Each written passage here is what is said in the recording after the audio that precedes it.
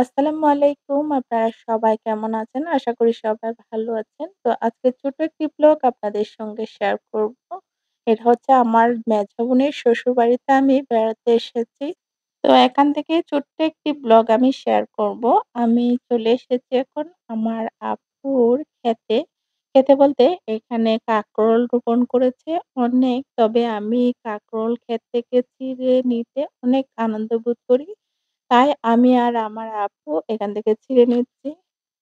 মাশাআল্লাহ অনেকগুলো কাঁকরোল ধরেছে। গ্রামে থাকলে কিন্তু আসলে কথায় বলে না মানুষ, ভাত থাকলে কিন্তু তরকারির অভাব হয় না, এরকমই। শহরে থাকলে কিন্তু আমরা যতক্ষণ কিনে আনি ততক্ষণই খেতে পারি। আমরা গ্রামে থাকলে যেকোনো জায়গায় কোনো কিছু রোপণ করেও আমরা খেতে পারি। আমাদের জায়গা থাকলে কিন্তু তরকারির অভাব হয় না। তো এখান থেকে একদম টাটকা কাঁকরোলগুলো ছিঁড়তে আমার খুব ভালোই লাগছে। তো সুন্দর পেকে একদম লাল হয়ে গেছে। তো আমি আর আমার আপু অনেকগুলো কাঁকরোল ছিঁড়ে নিয়েছি। এরপর এখানে আবার পেয়ারাও খেয়েছি।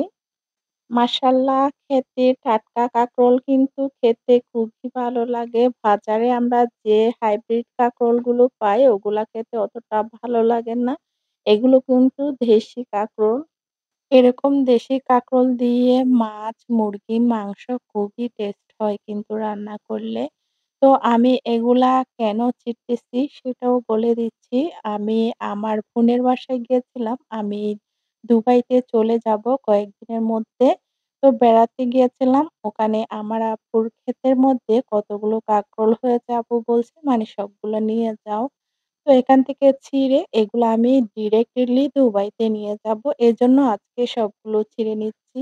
এরকম দেশি কাঁকরোল কিন্তু একদমই পাওয়াই যায় না। যা পাওয়া যায় গ্রামে-গঞ্জে তাও আবার অল্প পাওয়া যায় আরকি।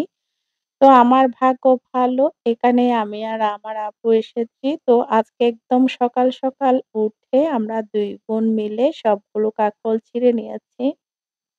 তো খুঁজে সবগুলো ছিঁড়ে নিয়েছি। ৩ কেজির মতো পেয়েছি। এখান থেকে সবগুলোই আমি নিয়ে যাবো। এগুলা হচ্ছে দুবাইতে নিয়ে যাবো। এজন্য ভালো করে খুঁজে সবগুলো ছিঁড়ে নিচ্ছি। তো আমার বোনও কিন্তু শহরে থাকে, গ্রামে অতটা থাকে না। গ্রামে মাঝেমধ্যে বেড়াতে যায় আরকি। তো আমিও আমার আপুর সাথে গ্রামে বেড়াতে গিয়েছিলাম। তো ওখান থেকে আমার আপু ক্ষেত করে রাখছে আরকি। যখন থেকে শহর থেকে যাই ও ওর ক্ষেতের কাঁকরোল, তারপর লেবু-টেবু আরো অনেক কিছু নিয়ে আসে। তো আজকে সবগুলা দেখুন মাশাআল্লাহ অনেকগুলো কাঁকরোল পেয়েছি। এখানে ৩ কেজি মতো হবে।